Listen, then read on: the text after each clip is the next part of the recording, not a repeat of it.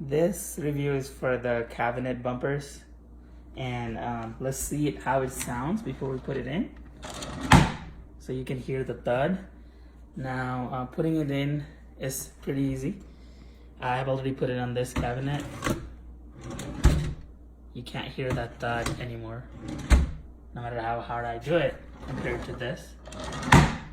You can hear the thud. Putting it in is really easy. You just peel this and you stick it in the corner.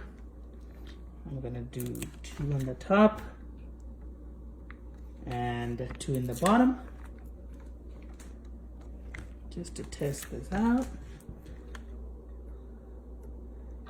And let's see it. You don't hear that anymore, no matter how hard I do it. I highly recommend this.